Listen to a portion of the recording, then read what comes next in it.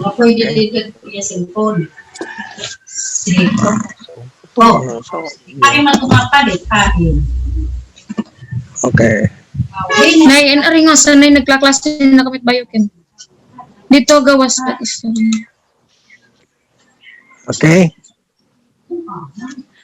Biochemistry here, as you can see, is related to cell biology, physiology, immunology, microbiology, pharmacology, toxicology, epidemiology, as well as the processes, disease processes, inflammation, cell injury, and of course, cancer.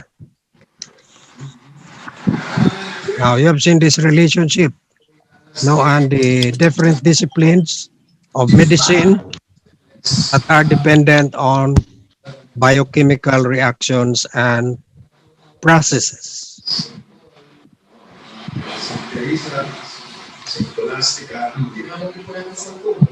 Okay, do you have this in your in your laptops?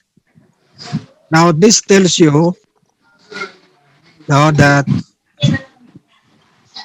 this is a two-way street, connects biochemistry and medicine. Now you have that green line. On top, you have what you call this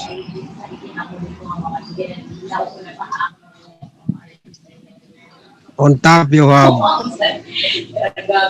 nucleic acids, proteins, lipids, carbohydrates that are present in your body. Hey, glow eh. Tubungan ni glow. And down below are the disorders. No? Genetic diseases, sickle cell anemia. This is because of a problem with the protein here. So that means that the protein or your globin in your hemoglobin is not well synthesized. So there's something wrong with the genetic code in that particular gene. Okay. Now, problems with lipids gives you very good example, atherosclerosis. Huh? However, this atherosclerosis has also a genetic component. It has a genetic component. And likewise, problems with carbohydrates, you come up with diabetes mellitus. The problem in carbohydrates for your diabetes mellitus got to do with insulin, the hormone that regulates your carbohydrate metabolism. So without insulin, the sugar cannot get into the cell and cannot be utilized.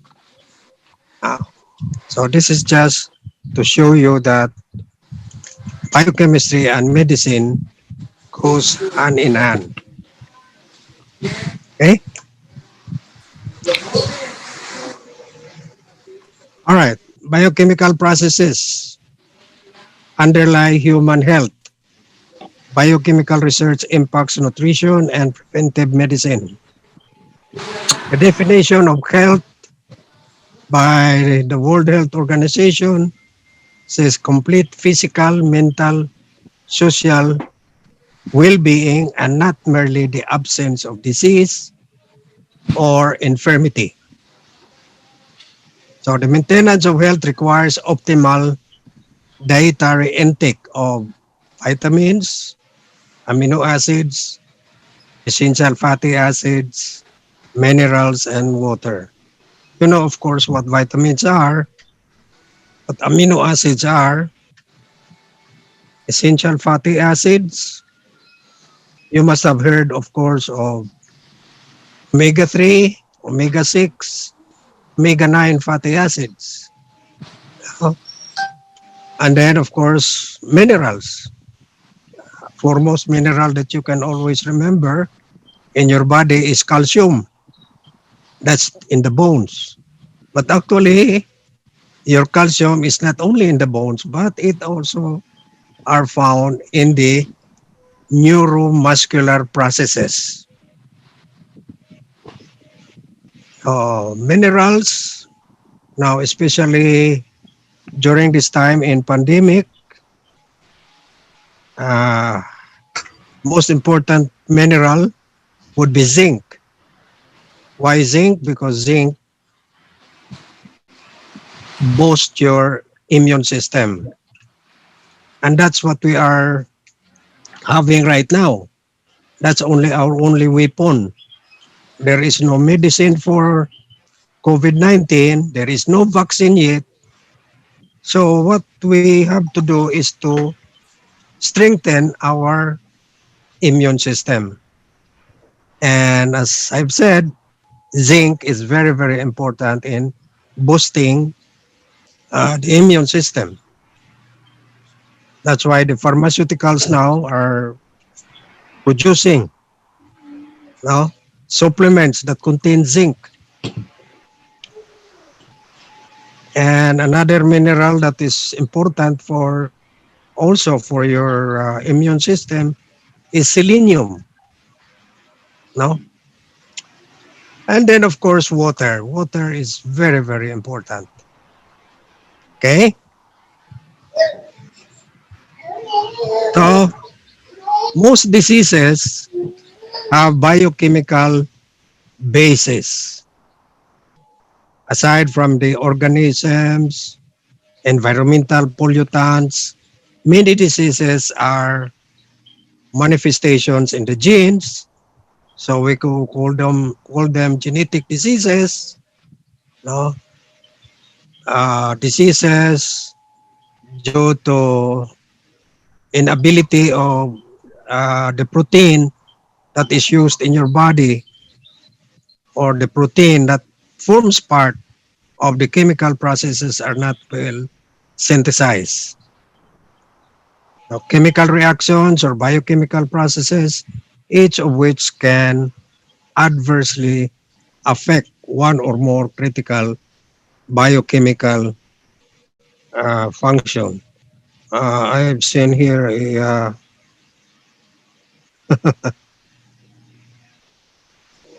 spilling of the biochemical and adversely. Okay.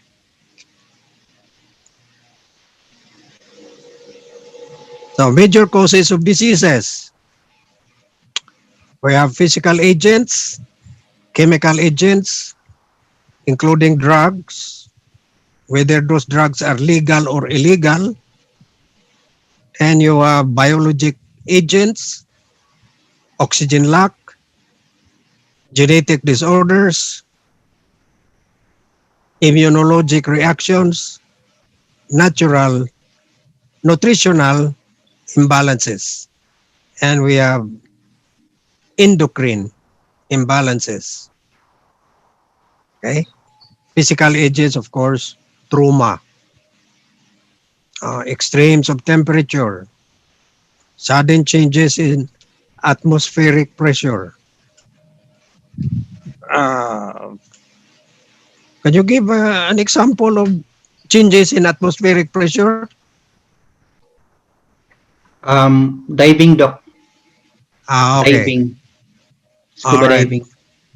We call that barotrauma. No? Trauma because of changes in barometric pressures. Okay? And we call them, the trivial name is the bends. No? Okay, so radiation. Now, there are so many forms of radiation. No?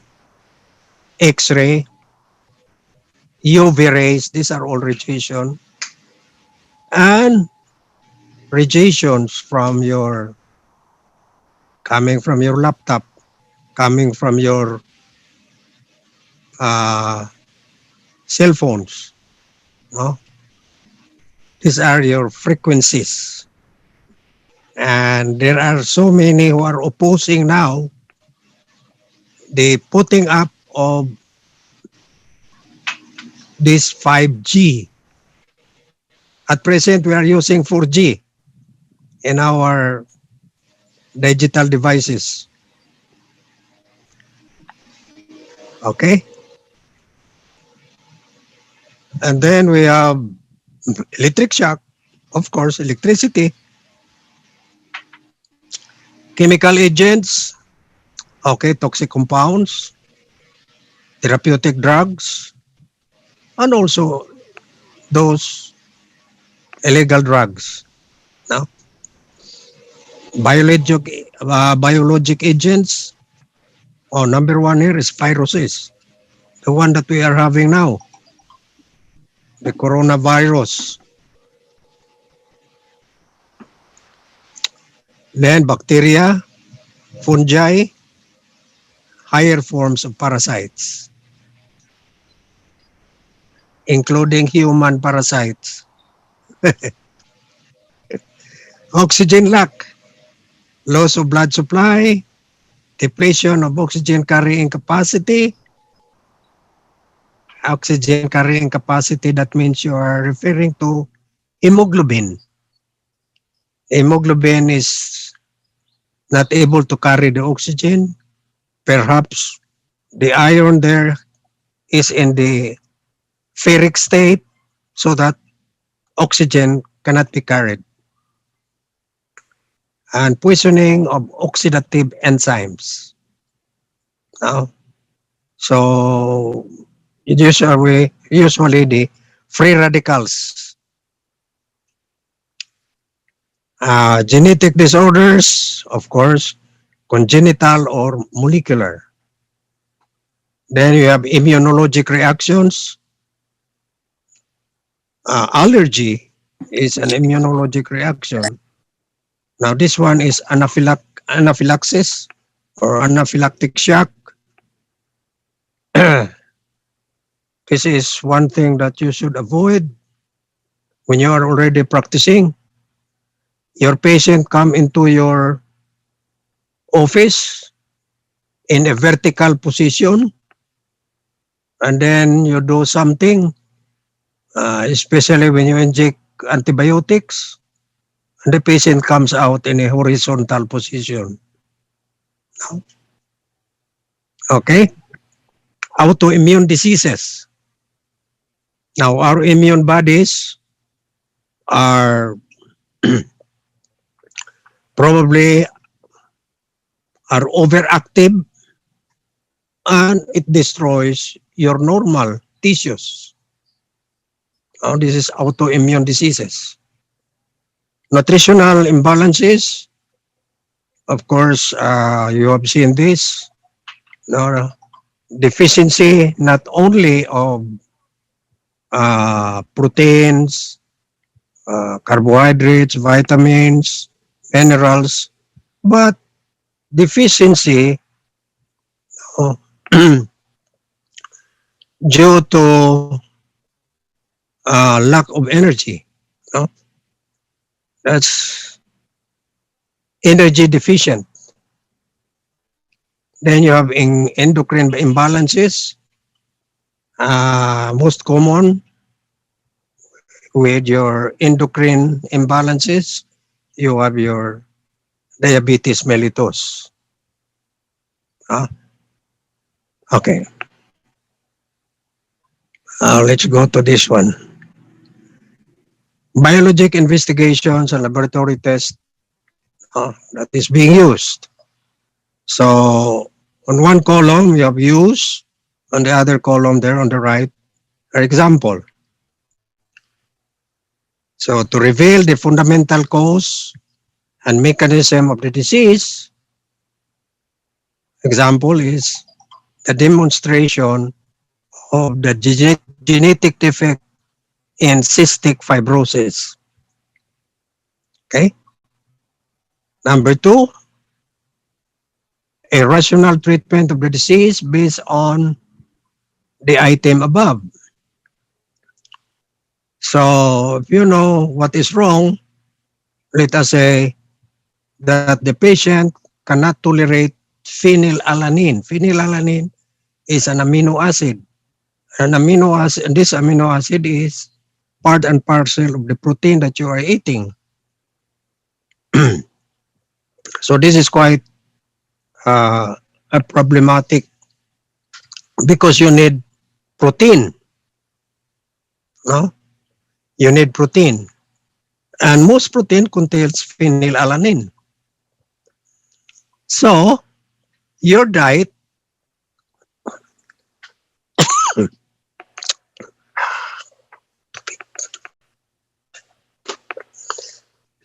I'm sorry. So your diet must be free of phenylalanine. Otherwise, you will have a condition known as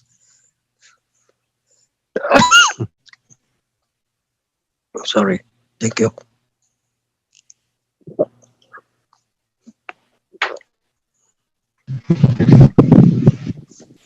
So you must have a diet low or free of phenylalanine if you have phenylketonuria.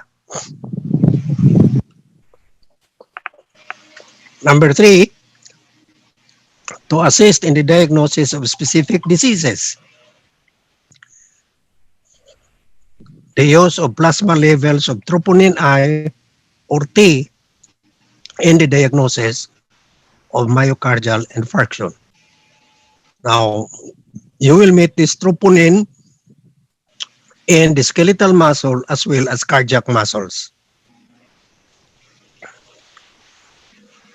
To act as a screening test for early diagnosis of certain diseases.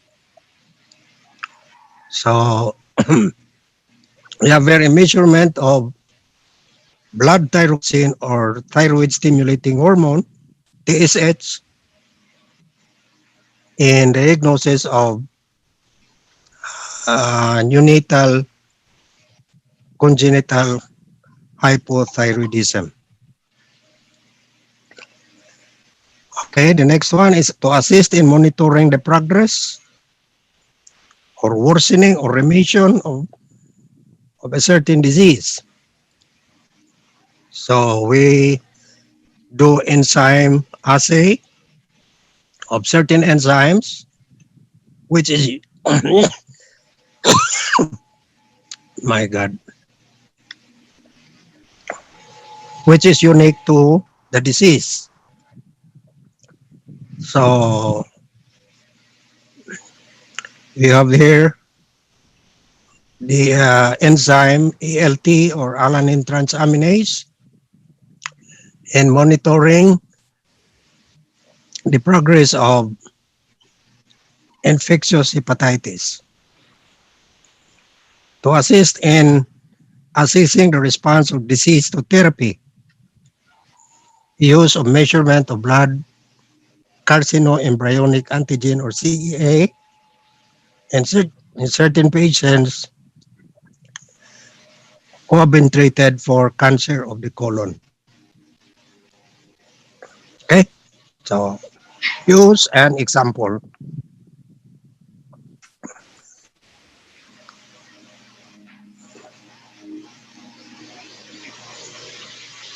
All right.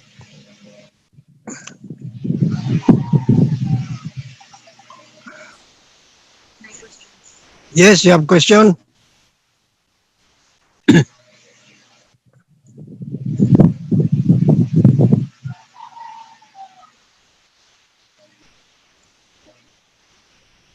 Yes, Katrina?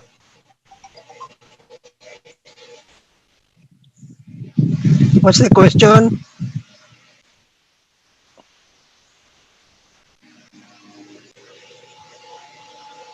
All right, let's continue.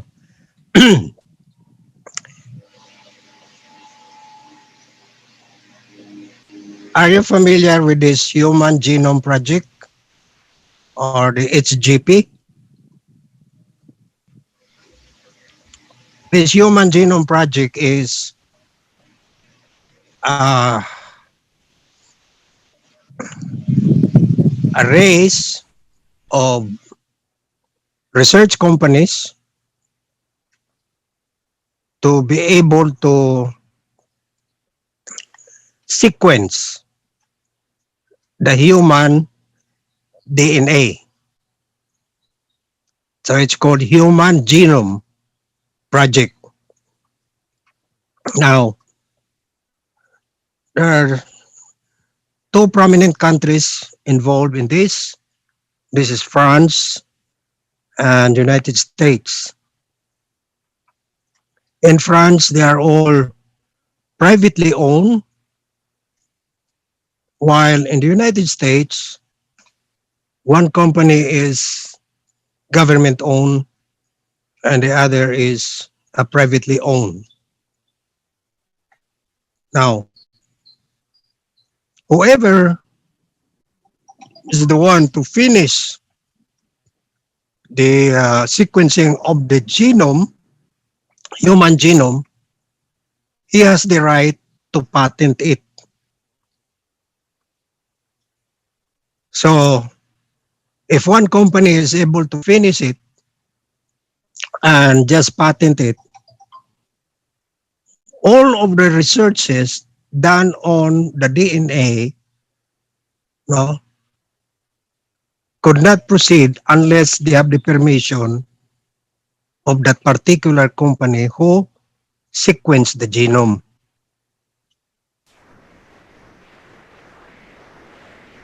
So this race in the sequencing started in the late 1900s. And in the mid 2000, there was a news that a company have sequenced the human genome 90% already. So just only 10% more. Then in 2003, the company that is owned by a private person in the United States, and this company is headed by Venter. So they were able to finish the sequencing of the human genome. And they were afraid that Venter might patent the procedure or everything about the DNA sequencing. However, Venter has a love for humanity, and so he did not patent it. So anybody can do its work without the permission from Venter. No? You know, if Venter will ask for payment for every time if you ask for his permission, no, he could be a very, very rich man. But he did not patent it. He said it belongs to humanity. So there are still people like that, no?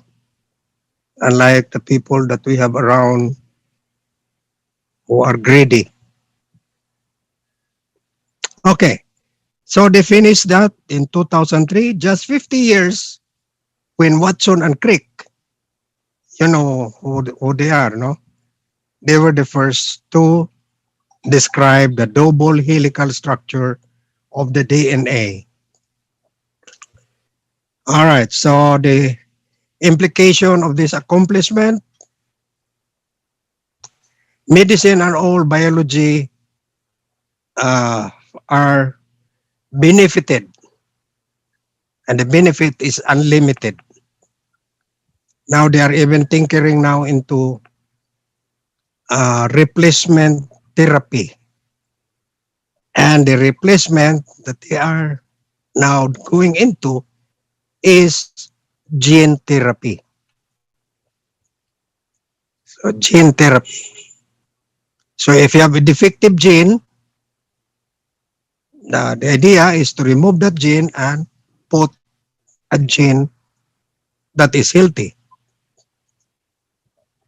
Although this is done in lower animals and there is no report yet whether they are successful. But eventually, there will be some results. Huh? Okay. So, if you want to be forever young, no, they will just increase the telomerase in your gene so that the cells can regenerate.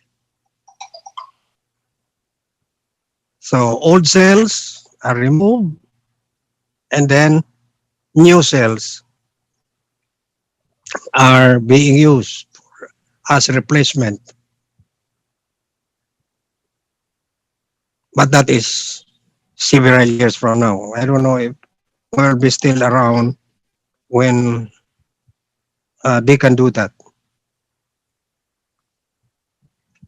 Okay? Now, as a result of this Human Genome Project accomplishment, new fields of science and medicine are formed or it just spring out. So we call them omics. So we have glycomics, proteomics, uh, lipidomics. So as you can see, all of those disciplines now come from this HGP genomica. Okay. Now, biochemistry is not listed here because biochemistry predates the commencement of the HGP, meaning the biochemistry is the mother of HGP. Okay? Oh, water and pH na. By the way,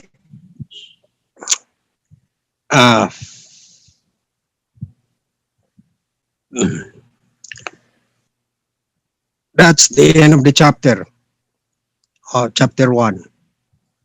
Then, to aid you in your study,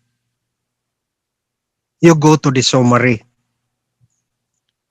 And if you look at the summary, it mentions the salient points that are found in the chapter.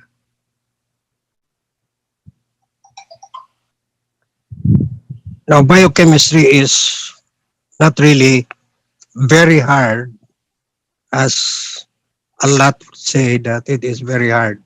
It's not. Just try to fall in love with biochemistry and you will find it easy. No?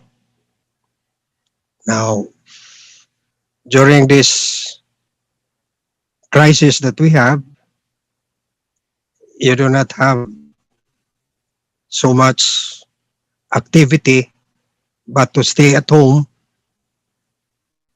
and all you have to do is just read. No? All you have to do is just read. And that's what you are being asked to do. Read, read, and read. Okay? Let's continue. Water and pH. Water is very, very important. We mentioned that yesterday. I was coughing and water relieved me with the cough that I have.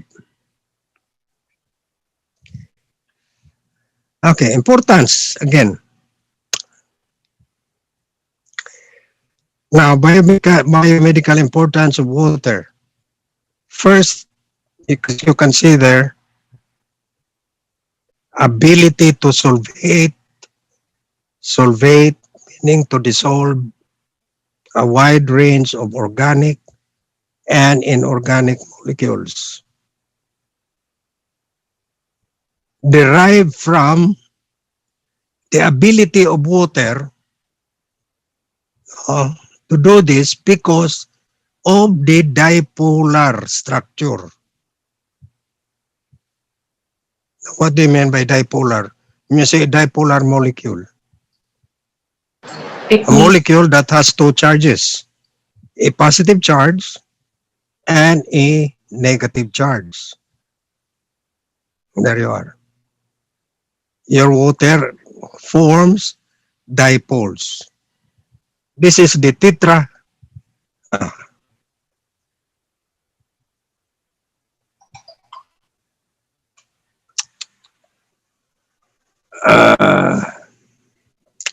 That's the tetrahedral structure of your water. You have hydrogen here, you have another hydrogen here, and this is all attached to your oxygen. Okay? Now your hydrogen is positively charged there. So this area is positive. And that area there is negative. You know what's a tetrahedron? What structure comes to your mind when you say tetrahedron? Pyramid po.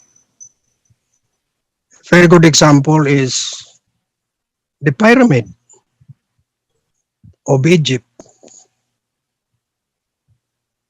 That's a tetrahedron. But the tetrahedron of water is skewed, meaning it does not have the same length of the bases.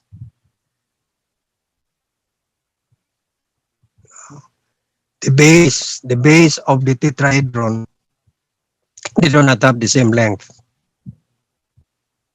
As you can see it here, have a long base here, a longer one, short, and longer. And this is the shortest portion of the base. Now imagine this, that this is the base, and what you have here is the apex. Okay? Now if this was the pyramid of Egypt, this one should equal that one, no? And also equal that one there. This should also equal that one. Okay. So as a result of this, you have a positive side and you have a negative side where you have your electrons. And here are your protons here. Okay? So a molecule with electrical charges distributed asymmetrically about its structure is referred to as a dipole. Water's strong dipole is responsible for its high dielectric constant. Never mind that. Don't bother yourself what is the dielectric constant. Okay? I will not ask you how many coulombs is the water. Okay. Wait a minute. Water forms hydrogen bonds. Is one of the important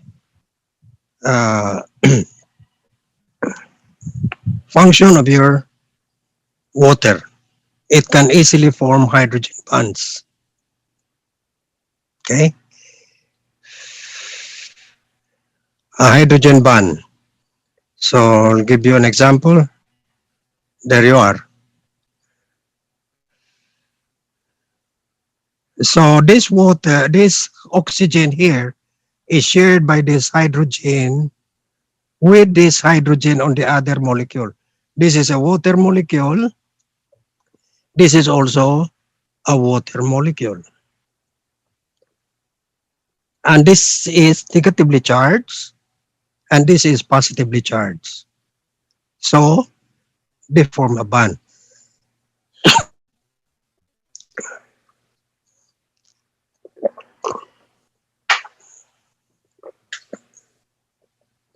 But the bond is a weak bond.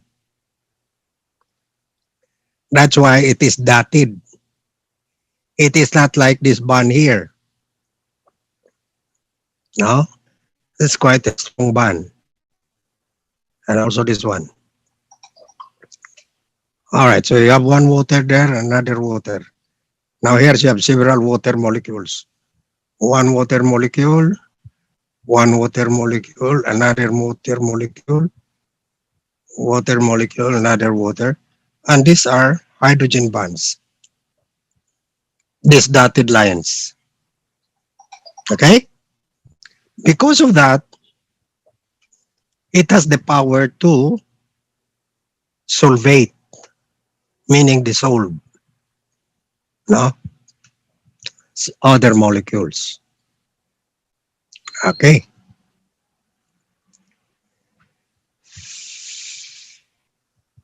Water molecules form hydrogen bonds with other molecules. Now, what is this molecule here?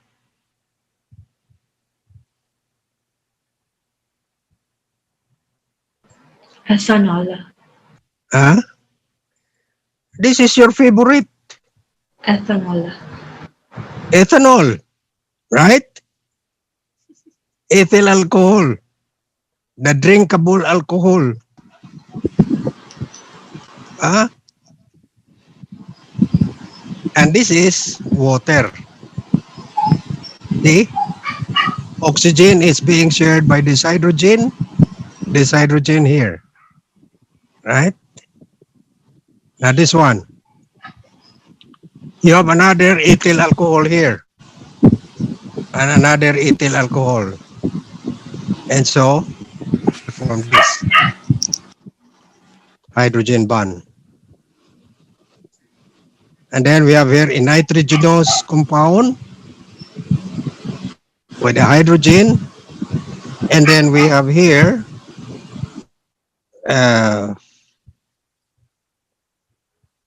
with two radicals and an alkene. Oh, this is an alkene. You have double bond. Okay. So still you can form hydrogen bonds. Oh. So what do you mean by polar groups?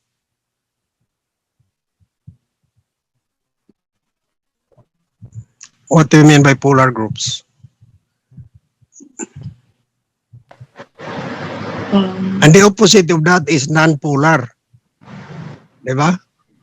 Groups that have charges.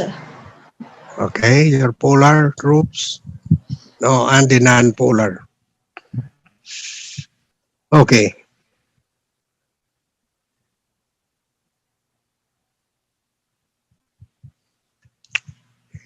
Interaction with water influences the structure of biomolecules. Now we have covalent and non-covalent bonds, which stabilizes your biologic molecules. The hydrogen bond that you have seen is a non-covalent bond. Non-covalent bond. Non-covalent bonds are weak bonds and can be easily broken, while your covalent bonds are strong bonds. Examples of these bonds are glycosidic linkage or glycosidic bond. You have your peptide bond. You have ester bonds. Now, non-covalent bonds. One, we have seen this already, and that is your hydrogen bond. There are still others, There are still other bonds. Covalent bond is the strongest force that holds molecules together. Non-covalent bonds have lesser magnitude. So, covalent bonds are hard to break and non-covalent bonds are easy to break. Why do we need to break these bonds? Now, for example, in the process of digestion, the bonding there of the peptides of the amino acids would require, of course, the energy to break the bond. So you will notice that there are bonds that would require a large amount of energy to break it. Okay. Now we have here. So we have here oxygen bonded to another oxygen. To break that bond, it will require 34 kilocalories per mole. Okay? 34 kilocalories per mole. SS bond or the disulfide bond requires 51 kilocalories. Carbon to nitrogen, we have 70. Sulfur to hydrogen or thiol, you have here 81. Carbon to carbon, 82. Carbon to oxygen, 84. Nitrogen to hydrogen, 94. Oxygen with a double bond, 96. Carbon to hydrogen, 99. Carbon with double bond to sulfur, 108. Your OH bond requires 110 kilocalories. Double bond between two carbons, 147. Similar to carbon double bonded to nitrogen, 147. And the strongest of these bonds here that are shown is your carbon to oxygen bond, requiring 164 kilocalories. Okay. So let us just say in the digestive process where enzymes has to cut these bonds. So this would be very easy to break because that only requires 34 kilocalories compared to this one, which is 164 kilocalories. Did you get it? Okay. Because of these bonds, biomolecules fall to position polar and charged groups on their surfaces. So molecules fold to position polar and charged groups on their surfaces. So meaning to say that when a protein is synthesized, and proteins are made up of amino acids. So one amino acid is string to another amino acid so that you will have a string of amino acids. But it does not stay that way because the amino acids, there are amino acids that are negatively charged, there are those that are positively charged. And so what happens? You will have a salt bonds. So most biomolecules are amphipathic. That is, they possess regions rich in charge, positive or negative, or polar, whether it is soluble in water or not. Okay? as well as regions with hydrophobic character. So there are portions of the protein that is hydrophobic, meaning they do not like water. So when you have hydrophobic compounds and you place it in water, this hydrophobic material will cling to each other. The reason for that is they do not want the water. So they cling to each other. So it's like the saying, it says, birds of the same feathers. What is the rest of that? Birds of the same feathers. Flock Ah, together. flock together. Are chickens. Oh, right. Are chickens. Birds of the same feathers are still birds. Joke lang, joke. So birds of the same feathers flock together. The same way, you have hydrophobic materials, you put it in water, hydrophobic materials do not like water. So as much as possible, they cling to each other. They hug each other so that no water molecule can be in between them. No? So that's it. Proteins they tend to fold with the R groups of amino acid with hydrophobic side chains in the interior. So when the protein molecule fold itself, those that have hydrophobic area are put inside, while the surface area of that molecule, or yes, that protein molecule, are exposed to the water around it. Okay? All right. So we call that hydrophobic interactions. That is also what we call a non-covalent bond. Hydrophobic interaction. Okay. So hydrophobic interaction.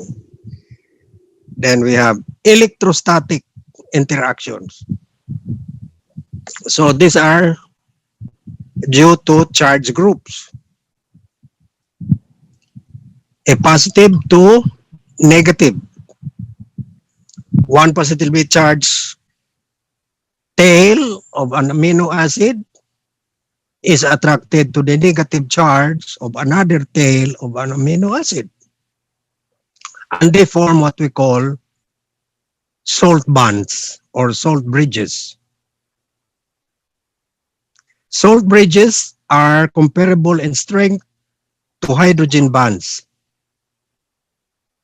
but they act over longer distances than the hydrogen bonds, oxygen to hydrogen. Okay? Van der Waals. Van der Waals forces arises from attractions between dipoles generated by rapid movement of electrons of all neutral atoms.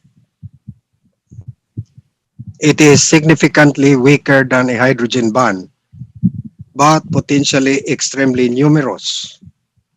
The van der Waals decrease. Van der Waals forces decreases as the sixth power excuse me, of the distance separating atoms. Those they act over very short distances, typically 2 to 4 angstrom. Now, van der Waals, you can liken this to gravity. Okay? Without the gravitational force of our Earth, we fall into space. No? But we are held down because of that gravitational force. Now, molecules also exhibit a form of gravitational force. But this gravitational force is very, very weak. Okay? You can hardly detect it unless you have an instrument, a very sensitive instrument, to be able to measure this force. And this is named after van der Waals. Okay. Significantly very weak hydrogen bonds, but extremely numerous. However, as the distance increases from the molecules, from two molecules, the power now is diminished to attract each other. So they act over very short distances. No? Typically 2 to 4 angstrom. Okay. And you cannot even see 1 angstrom. No? Okay. So combining these forces, your covalent and your non-covalent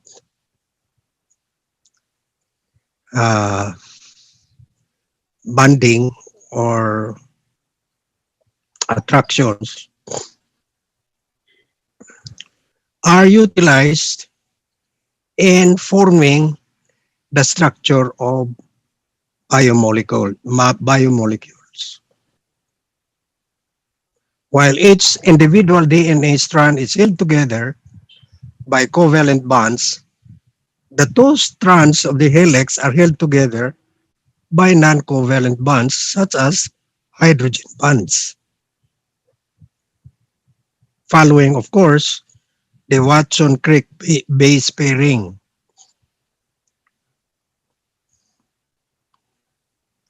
You are, of course, familiar with that, no? Base pairing, C to G, G to C, A to T, T to A. Now, C to G meaning cytosine to guanine, and guanine to cytosine, adenine to thymine, and thymine to adenine.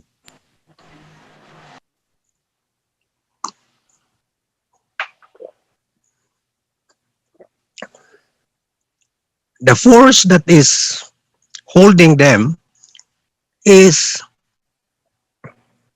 not so very weak. No? It's just like a hydrogen bond. Okay? Now, you can look at figure 34. That's chapter 34. No? That's 2. I think we have it here.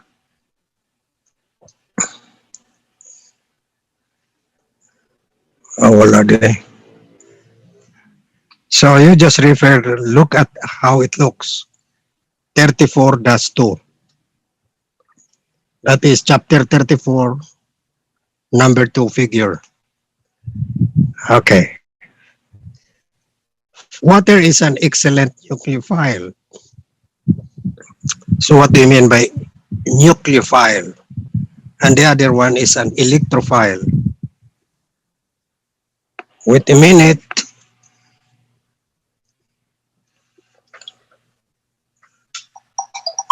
My battery is running low.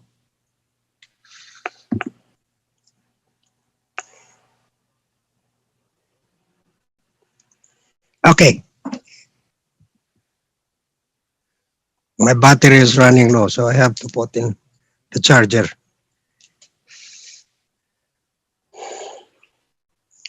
So So metabolic reactions often involve the attack by lone pairs of electrons residing on an electron-rich molecule termed nucleophiles upon an electron-poor atoms called electrophiles. So your nucleophile is electron-rich, while your electrophile very poor electrons, number of electrons. Nucleophiles and electrophiles do not necessarily possess a formal negative or positive charge.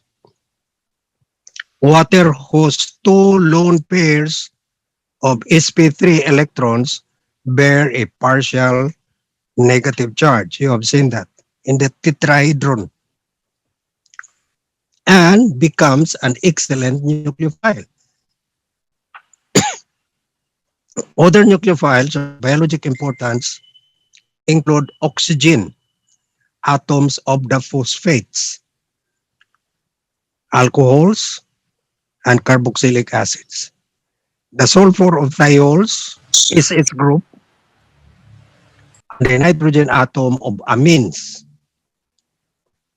and of imidazole ring of histidine. Common electrophiles include carbonyl groups in amides, esters, aldehydes, ketones, and the phosphorus atom of phosphoesters.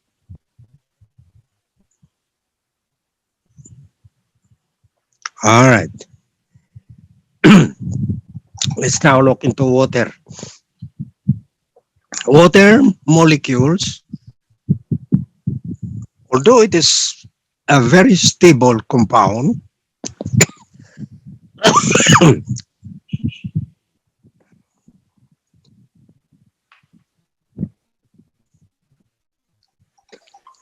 although it is a very stable compound, it has the tendency to dissociate. However, its dissociation is very, very small. Okay? How small it is? It's just like this.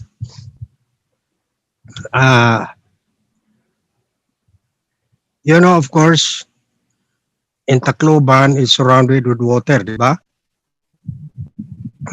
Now, you go to San Jose, you bring a bucket, an empty bucket, and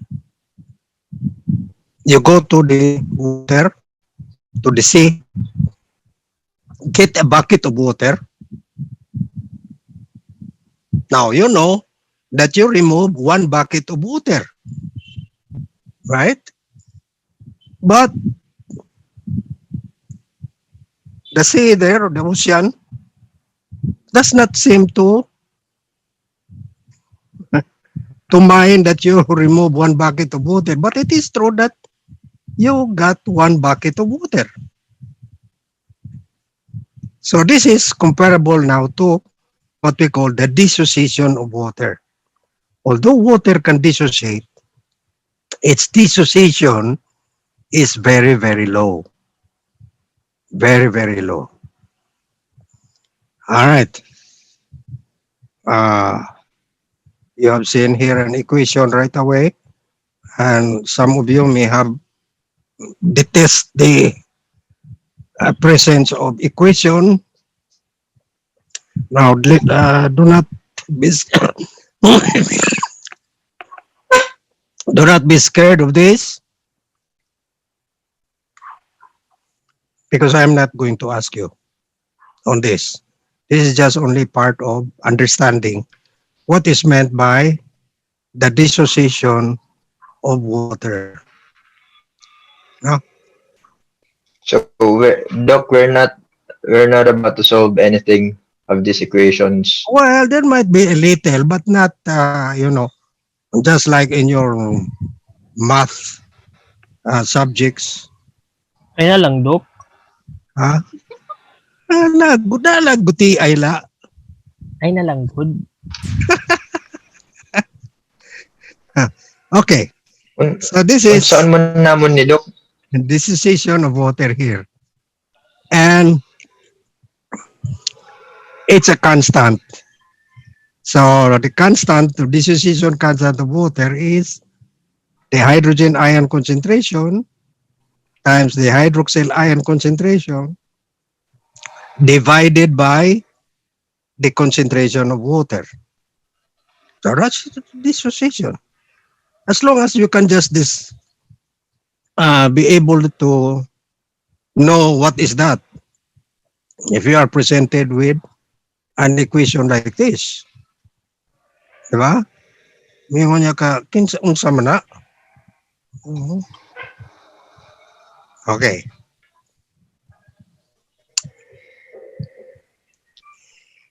pH, now this is whether the solution is negative, or I mean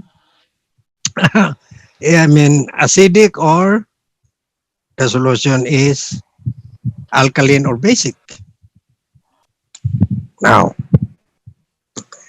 the pH is the negative logarithm of the hydrogen ion concentration.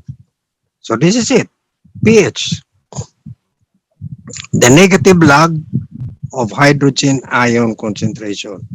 If you know this, hydrogen ion concentration, you could solve for the pH.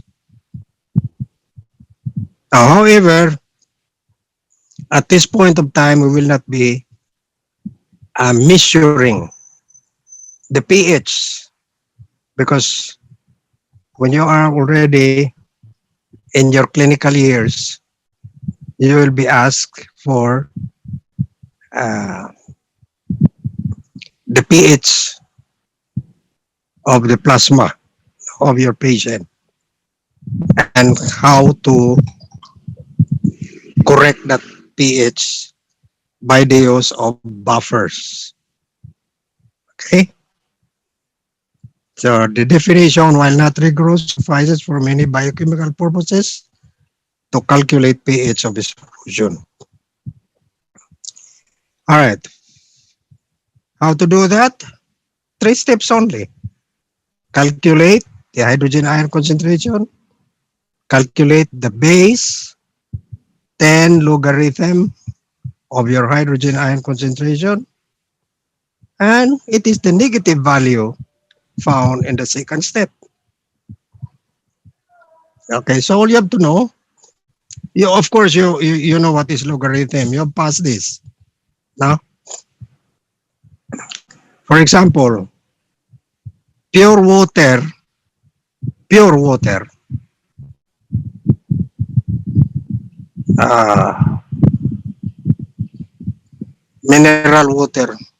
Why do you call it mineral? The one that is in bottles. Don't you know that there is no more mineral in that water? And still you call it mineral water?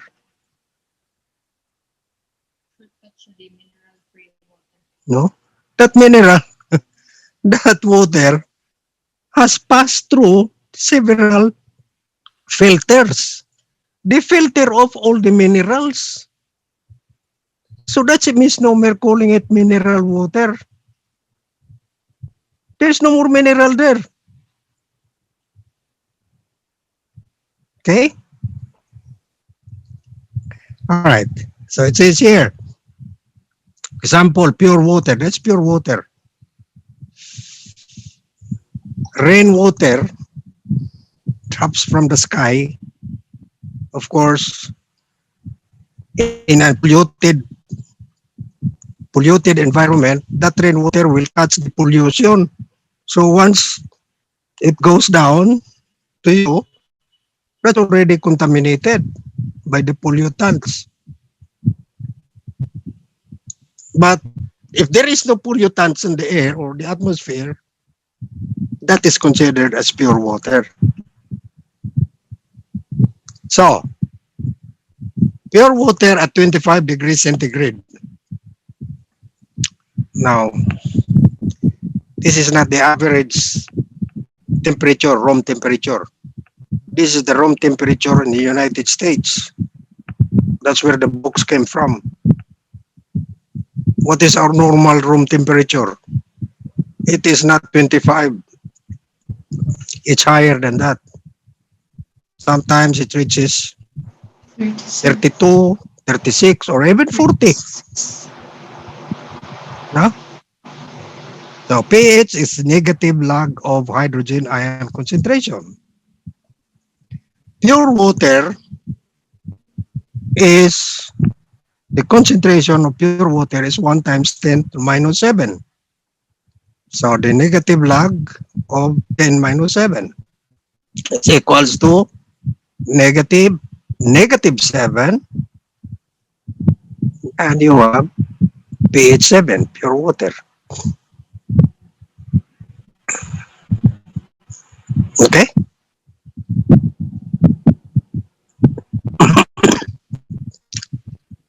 Okay. Let's go to acids and bases. Acids are proton donors. What do you mean by that? They donate hydrogen. Ah, very good. Protons, no? They're proton donors. What about bases?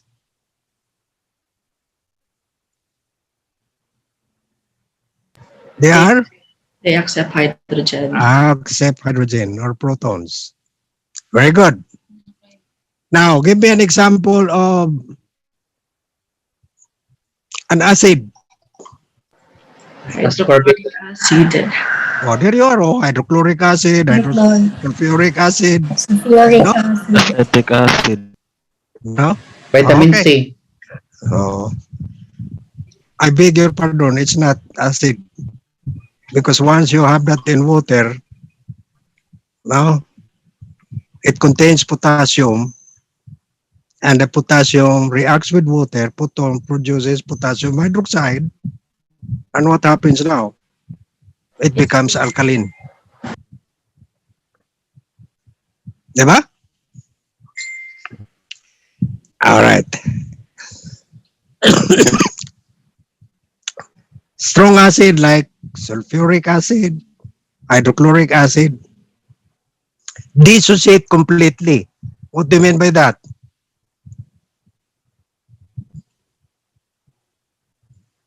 Wala, nakalimutan na ang chemistry sa kindergarten. You learned that in your kindergarten, di ba?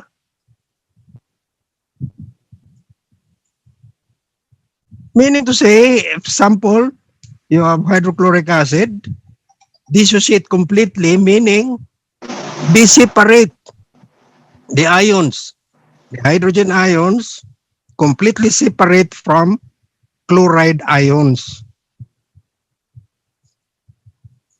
So with sulfuric acid, because that's a strong acid, hydrogen ions separate completely from the sulfate ions. All right. Now, what do you mean by weak acids? They do not dissociate completely. They do not dissociate completely. Very good. No? All right. There might be a little amount of dissociation, just like your water. It's not complete dissociation. Okay. Now,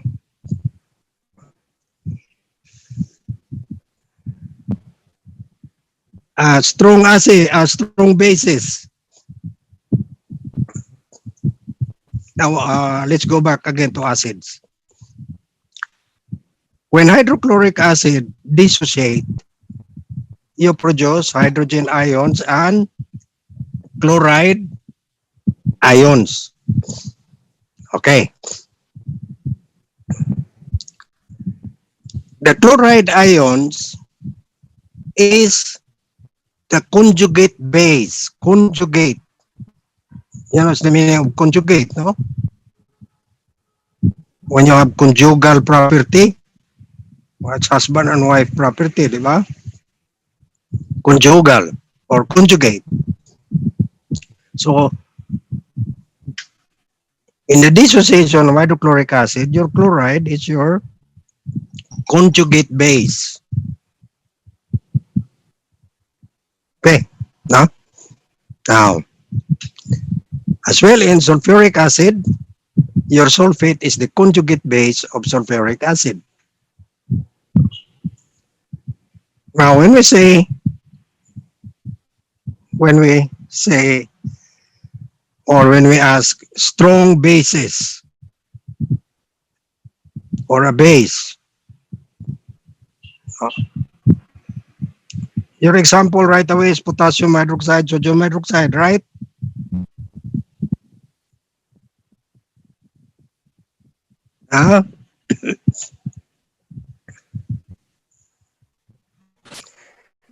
Actually, in the strict sense,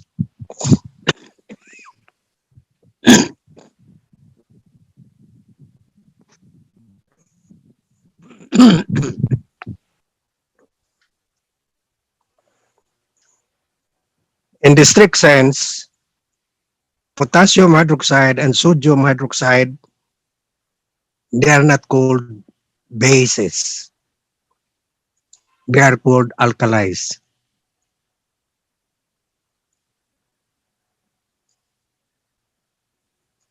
They are called alkalis. A base is the one that I mentioned earlier. What is the conjugate base of hydrochloric acid? Chloride ion. Diba? No. See, chloride is a base because the chloride can accept a proton. And what is a proton? Hydrogen. Hydrogen. There you are. So it says bases are proton acceptors. Correct? Bases are proton acceptors. So, if you say potassium hydroxide, can a potassium hydroxide accept a proton?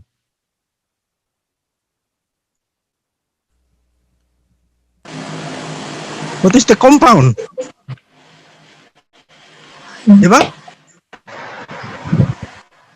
Potassium hydroxide and sodium hydroxide, they have a basic component. And what is that basic component? That's hydroxyl. That's your OH. The OH there is the conjugate base. When? Because your hydroxyl can accept a hydrogen or a proton.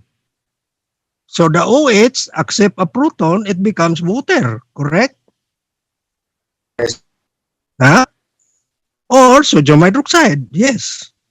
Yes. So they are alkaline, alkalis. No? Alkali. All right. So, in the strict sense of the definition, bases are proton acceptors. We cannot accept potassium hydroxide as a base or a sodium hydroxide. But they have basic property. Why? Because these compounds, once they are in water,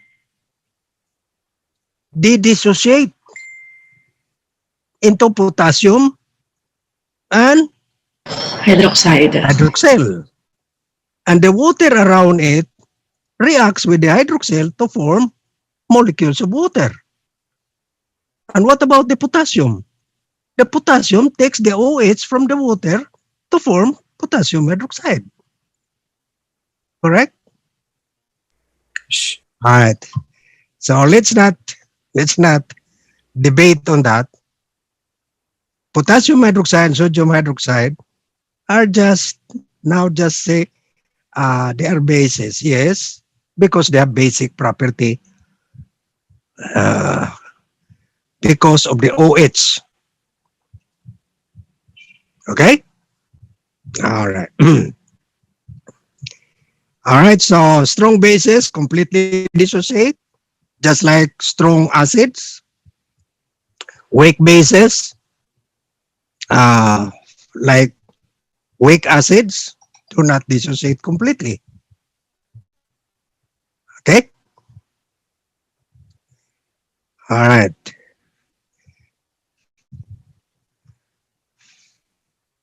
Now, here's just an example of your pH determination. Okay? You have your pH equals negative log of hydrogen ion concentration, and that is the negative log of 3.2 times 10 to the minus 4. No? 3.2 times 10 to the minus 4. Okay. So that is the hydrogen ion concentration. So the negative log of 3.2 is 0.5. And your multiplication here, the sign of multiplication, is changed to negative. Here, no? Multiplication negative. Negative log 10 minus 4. And what is the log of 10 minus 4? It is the exponent itself. And the exponent is negative 4. No? And if you remove this now, because that's negative, if you remove that, that becomes positive 4. Okay? So you have negative 5 plus 4 is 3.5. Diba? They have different signs, man. Diba?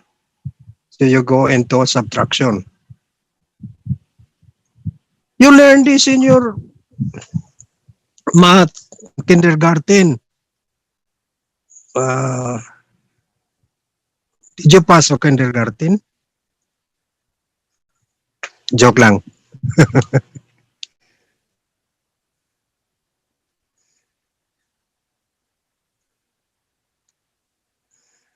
Water is P. Water, what is,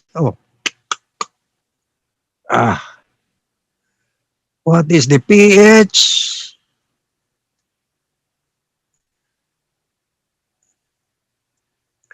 Of a solution whose hydroxide ion concentration is 4 times 10 to the minus 4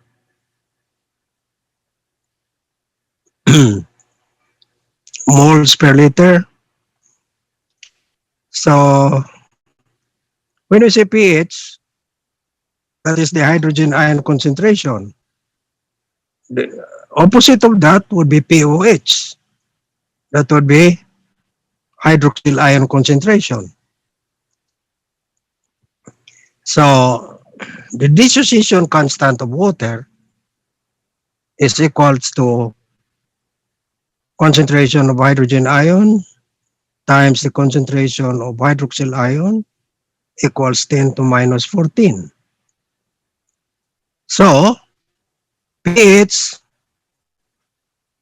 plus pOH equals 14. How? If you can solve for the pH, then all you have to do is subtract it from 14 and you will get the pOH, or vice versa. You solve first for the pOH, and if you want the pH, you subtract pOH from 14 to give you the pH. No? So to solve this problem by, okay.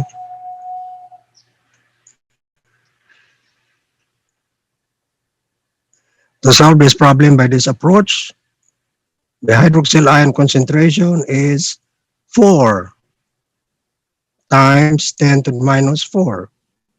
No? All right. We first define quantity pOH that is equal to negative log of hydroxyl ions. And pOH equals negative. So pOH here equals negative log of hydroxyl ions. And what's the hydroxyl ions is 4 times 10 minus 4. Okay? So negative log of 4 times 10 to the minus 4 equals log of 4 is 0.6. Log of 10 minus 4 is the exponent itself. And you change the sign negative to positive. You remove that parenthesis there, you change the sign of 4 and becomes positive. So 0.6 minus a plus 4 equals 3.4 because that's negative there. Okay? If ever we have some problems like this, we will not give you a very hard problem. No. This is just only to understand what is. Because you will need this really when you go into your clinical, especially when your patient is acidotic or alkalotic and you have to compute for the solution that you are going to give to your patient through the veins. Okay? All right.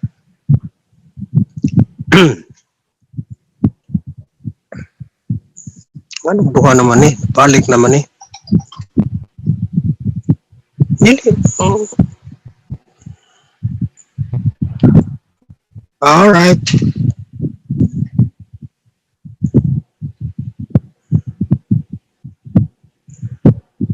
Wait a minute. Water is an excellent nucleophile. We have this already, di ba? Kanina? Or our slide jump off. Oh, well, anyway. Yes, Doc, tapos na. Tapos na, no? Yes, so it Doc. jump off. Oh, jump off to kanina. Register should be the last. Now, there's one there in the chapter, the Hasselbalch's equation. Now, that Hasselbalch's equation, you will have more of that. So, at the moment, we will not do something about it. No, you will do some calculations later on in your clinical years using the Hasselbalch's equation. Okay. All right. So this is it. Thank you for your attendance. So by the way, are you all present? Huh? Siya? Dok, may absent si Koan, si Chang Chang. Balik sa Chang Chang? Oh, Okay. All right. Now, why don't we introduce ourselves? Huh? Okay. You have seen my name, Fabito Monsanto. I graduated from Southwestern University. That was the first medical school in the Visayas. And I had my further study in UP College of Medicine for my biochemistry. I am a fellow of the Philippine Association of